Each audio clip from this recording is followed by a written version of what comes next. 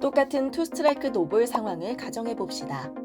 첫 번째 상황에서 투수는 여유 있는 볼 카운트에서 존으로 빠르게 승부를 들어갔습니다.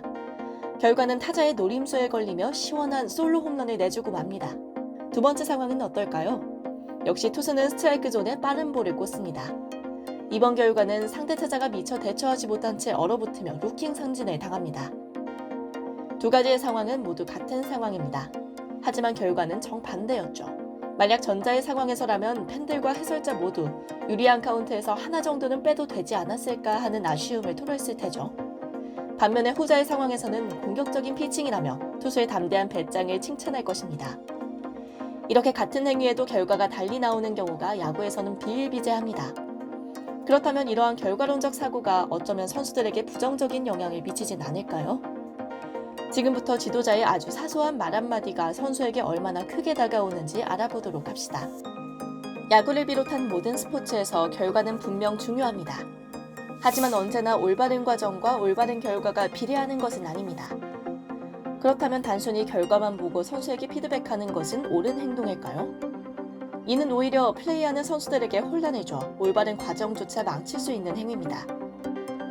NC 다이노스 수비 코치를 역임 중인 진종길 코치는 이에 대해 지적했습니다. 모든 감독 코치들이 줄에 대해서 공통으로 하는 말 중 하나는 공격적으로 하라는 것이다. 하지만 아웃이 되는 등 결과가 좋지 못할 때 돌아오는 피드백은 공격적인 것과 무모한 것은 다르다는 것이다. 공격적인 것과 무모한 것의 기준은 누가 정하는 것인가? 이에 진종길 코치는 한 가지 답변을 내립니다. 무모한 것은 없다. 오직 공격적이다. 자신이 보았던 혼란스러운 상황을 선수들에게 야기하지 않기 위해서 진종길 코치는 명확한 기준을 제시하면서 선수에게 혼란을 주지 않고자 했습니다. 이는 얼마 전 방영된 JTBC 예능 프로그램 최강야구에서도 볼 수 있었습니다. 경북고와의 시합에서 원성준은 3볼 노스트라이크 상황을 맞이했고 3루 주루 코치는 히팅 사인을 냈습니다. 결과는 체크 스윙으로 인한 투수 앞 땅볼. 이후 원성준은 김성근 감독과 정성훈에게 강한 질책을 받았습니다. 훈련을 거부당하는 등 강하게 질책했고 이후에 몇 시간 러닝이 끝나고 나서야 용서를 받았죠. 이는 모두 원성준 선수가 잘 되길 바라는 마음에서 시작한 것들입니다. 하지만 야구 선수는 독심술사가 아니죠. 코치로부터 히팅 사인이 나왔어도 감독에 치지 않기를 바라는 마음을 읽어낼 순 없습니다. 애매하게 책임을 전가하는 게 아닌 구체적인 지시가 선수들에겐 훨씬 효과적입니다. 하지만 이러한 결과론적 사고보다 심각한 문제가 있습니다. 바로 결과를 태도 혹은 멘탈로까지 연결하는 경우입니다.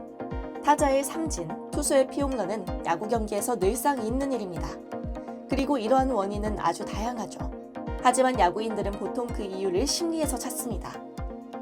부정적인 결과의 원인이 바로 부정적인 태도 때문이란 것이죠. 투수의 볼넷을 예로 들어봅시다. 스트라이크를 던지지 못하는 이유는 매우 여러 가지가 있습니다. 이를 투수는 자신감이 부족해 공격적으로 승부를 못해 등 비논리적 결론을 아주 쉽게 내려버리죠. 결국 투수들의 새가슴꼬리표는 이러한 비논리적인 결론에서 붙기 시작합니다. 한국야구학회 최민규 이사는 과거 자신이 새가슴이라는 표현을 쓴 것에 대해 성찰하는 글을 작성했습니다. 그 주인공은 바로 이용훈 투수 코치.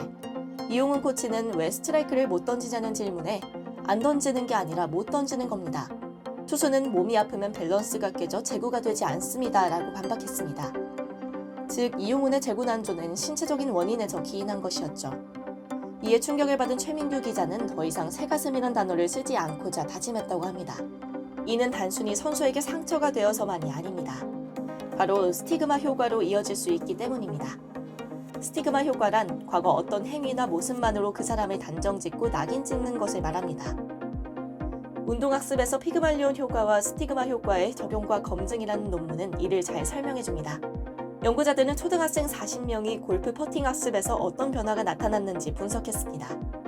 결과는 당연하게도 스티그마 효과를 적용한 아이들의 학습 능력이 더 떨어졌습니다.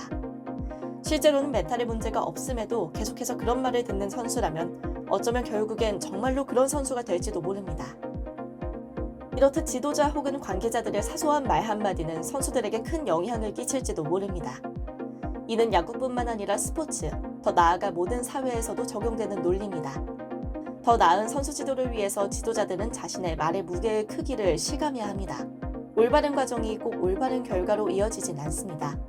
하지만 올바른 과정을 지속해서 반복하도록 힘을 주고 노력한다면 언젠가 그 선수도 올바른 결과를 지속적으로 낼 수 있는 훌륭한 선수로 성장할 수 있지 않을까요?